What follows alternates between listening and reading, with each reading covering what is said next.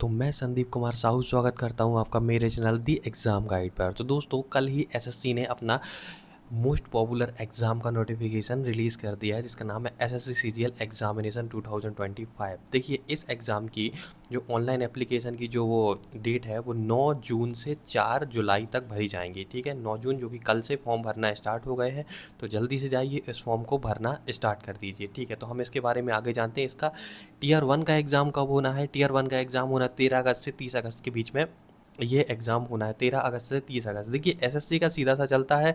SSC ने जो चीज़ बोल दी तो वो चीज़ वो करेगी। अगर एसएससी ने जैसे यहाँ पे बोला है 13 अगस्त से 30 अगस्त तक, तो ये एग्ज़ाम उसके बीच में ही होगा। 13 अगस्त को स्टार्ट होगा और 30 अगस्त को एग्ज़ाम ख़त्म हो जाना है टीयर 1 का।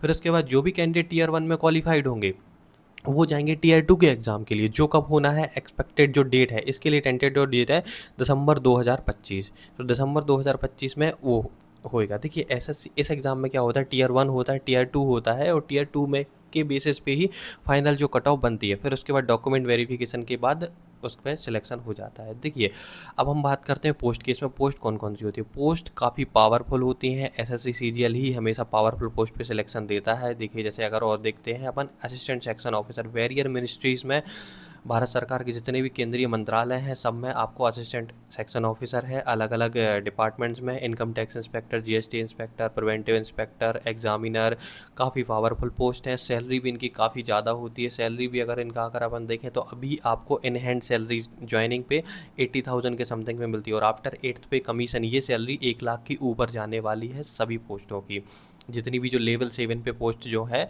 वो है। उसके बाद आती है यहाँ पे कुछ लेवल 6 की पोस्ट आती हैं, जो उससे थोड़ी सी एक स्टेज नीचे वाली होती हैं, जैसे सब इंस्पेक्टर सीबीआई में होती है, सब इंस्पेक्टर एनआईए में होती है, divisional accountant, junior statistical officer. फिर लेवल 5 की भी कुछ पोस्ट हैं, ऑडिटर है, अकाउंटेंट है। फिर लेवल 4 में भी कुछ आती हैं, टैक्स असिस्टेंट। तो इस तरीके से काफ़ी सारी पोस्ट हैं। वेरियस मिनिस्ट्रीज़ में अलग अलग टाइप की पोस्ट की जो वो होती है। देखिए, इस बार वैकेंसी बहुत बम्पर हो गई हैं। टेंटेटिव वैकेंसी जो एसएससी ने अभी तक रिलीज़ की है वो 14,582 वैकेंसी है। मतलब टेंटेटिव का मतलब ये है कि अभी तक सिर्फ 14,582 हैं, और ये एग्ज़ाम प्रोसेस पूरी कंप्लीट होने तक ये वैकेंसी 18,000 तक पहुंच जाएंगी। एसएससी की वैकेंसी जनरली बढ़ती ही है। स्टार्टिंग में जो टेंटेटिव वैकेंसी निकाली जाती है, फिर वेरियस मिनिस्ट्रीज़ और डिपार्टमेंट से डेटा कलेक्ट करके समय के साथ में 1 से 1.5 साल के अंदर इसका ज्वाइनिंग प्रोसेस पूरा हो जाएगा, और इसकी वैकेंसी 18,000 के समथिंग पहुंचने वाली है। ठीक है, अगर हम इसमें एज क्राइटेरिया की बात करें तो देखिए, कुछ पोस्ट के लिए इसमें 18 से 27 का वो होता है एज क्राइटेरिया, कुछ के लिए 20 से 30 का होता है। इस तरीके से ये इसमें 4 ऑप्शन दिए गए हैं। लेकिन एज आपकी कैलकुलेट कब तक होगी? एक एज आपकी कैलकुलेट होगी 1 अगस्त 2025 तक आप कितने एज के हैं। ठीक है, तो उस हिसाब से होती है। यहाँ पे कुछ एज रिलैक्सेशन भी दिया होता है। SC ST को 5 साल का दिया हुआ है, OBC को 3 साल का दिया हुआ है। चलिए, तो फिर अब इसमें हम और आगे चलते हैं।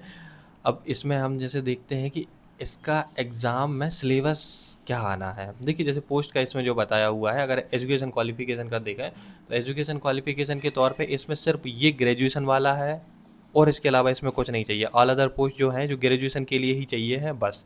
ठीक है, और उसके अलावा कुछ नहीं चाहिए। इसमें कुछ 1-2 पोस्ट जो होती हैं वो होती हैं ये वाली, जूनियर स्टैटिकल ऑफिसर और स्टैटिकल इन्वेस्टिगेटर ग्रेड 2।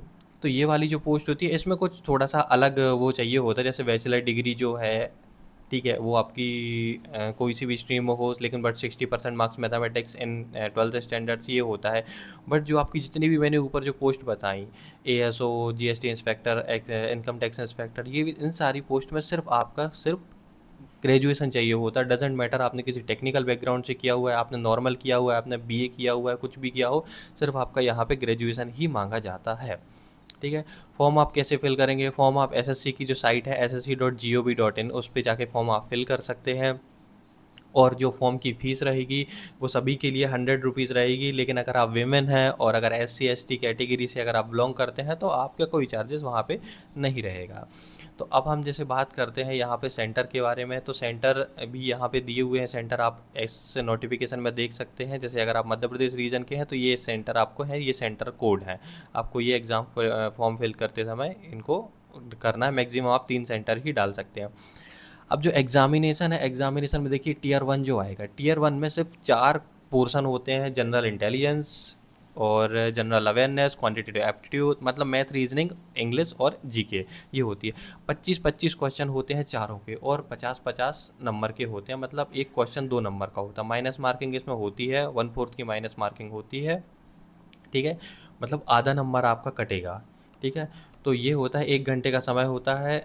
इसका टीयर 1 का कट ऑफ ज़्यादा हाई बहुत नहीं जा सकता है, आपका एक 150 के समथिंग पे अगर आप लाते हैं, ठीक है, जिस हिसाब से वैकेंसी है उस हिसाब से अगर आप 140 टू 150 लाते हैं तो ईजिली आपका ईजिली प्री में सिलेक्शन गारंटीड हो जाएगा। और बाकी एग्ज़ाम के ऊपर भी डिपेंड करता है कि एग्ज़ाम टफ आ रहा है, कौन सी आपकी शिफ्ट में है, ये सारी चीज़ें भी वेरी करती है। बाकी जो कट ऑफ जाना चाहिए वो 140 के समथिंग ही जाना चाहिए, इससे ज़्यादा नहीं जा सकता है, ठीक है। नेगेटिव मार्किंग यहाँ पे होगी 0.50 की नेगेटिव मार्किंग होती है। देखिए अब इसमें जो मेन जो होता है टीयर 1 होता है, इसमें क्वालिफाइंग, सिर्फ टीयर 1 आपको क्वालिफाई करना है, उसके नंबर नहीं जुड़ते हैं। मेन जो एग्ज़ाम आता है वो आता है आपका टीयर 2 एग्जामिनेशन।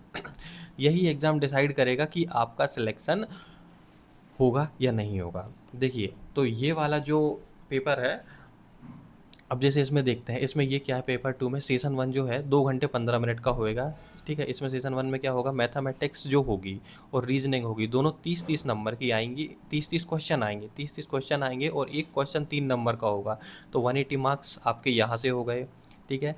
और उसके बाद जो सेशन 2 रहेगा उसमें इंग्लिश और जीके है, ठीक है। इंग्लिश आएगी 45 क्वेश्चन आएंगे, और जनरल अवेयरनेस जो आएगी वो 25 क्वेश्चन आएंगे। तो इसमें से भी ये आपका हो गया कितना, टोटल 70 क्वेश्चन हो गए, और 3 नंबर का एक क्वेश्चन रहेगा तो 210, ठीक है। अब अगर आप इन दोनों का टोटल करेंगे तो ये कितना आ रहा है, 390। 390 में ही आपका फाइनल मेरिट बनेगी, 390 के बेसिस पर ही आपकी फाइनल मेरिट बनेगी, और इसी में आपका सिलेक्शन होगा। कंप्यूटर बेस्ड जो टेस्ट है सेशन 3 में, ये सिर्फ आपको नो क्वालिफाई करना होता है, इसका एक वो रहता है, इसका एक नॉर्मली एक कट ऑफ निकलता है, तो वो आपको सिर्फ क्वालिफाई करना है, इसके मार्क्स इसमें नहीं ऐड होते हैं, ठीक है। फिर आता है जो आपका टाइपिंग टेस्ट होता है, वो भी इसी के साथ में हो जाएगा। 2 घंटे 15 मिनट आप इस एग्ज़ाम को करने के बाद तुरंत ही आपका 15 मिनट का टाइपिंग टेस्ट होगा, जिसमें ये होता है कि आपको इसको भी क्वालिफाई करना होता है। बेसिक चीज़ में वो ज़्यादा दिक्कत नहीं रहती है, कुछ ही समय प्रैक्टिस करने पर आपका ये डेटा एंट्री स्पीड टेस्ट ये भी आप क्वालिफाई कर सकते हैं। देखिए जो पेपर 2 स्टैटिस्टिक्स, ये उन पोस्ट के लिए जो अभी मैंने बताया था, जूनियर स्टैटिकल ऑफिसर और स्टैटिकल इन्वेस्टिगेटर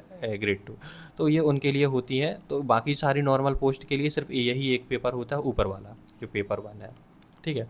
तो इस तरीके से होता है। ये आगे यहाँ पे सिलेबस दिया हुआ है कि कौन से एग्ज़ाम में, ओह सॉरी, कौन से एग्ज़ाम में, मतलब किस पोर्शन में कितना क्या आएगा, तो ये आप यहाँ पे देख सकते हैं। General intelligence, general awareness, general ये क्वांटिटेटिव एप्टीट्यूड और इंग्लिश कॉम्प्रिहेंशन, इस तरीके से आप देख सकते हैं। तो दोस्तों ये काफ़ी अच्छा एग्ज़ाम है, भारत सरकार के वेरियस मिनिस्ट्रीज़ में सबसे पावरफुल पोस्ट के तौर पे ये एग्ज़ाम सिलेक्शन देता है। तो इस एग्ज़ाम को ज़रूर भरिए। एग्ज़ाम की फॉर्म फिलिंग की डेट स्टार्ट हो चुकी है, और मैं इस चैनल से आप जुड़ जाइए। आने वाले समय में मैं इस एग्ज़ाम में किस तरीके से प्रिपरेशन करना है, किस तरीके से सिलेक्शन तक पहुंचना है, मैं आपको इस बारे में ज़रूर बताऊंगा, क्योंकि मैंने भी इसी एग्ज़ाम में एसएससी सीजीएल 2022 में सिलेक्शन लिया हुआ है। तो वीडियो अच्छा लगा हो तो लाइक, शेयर और सब्सक्राइब करिए। धन्यवाद।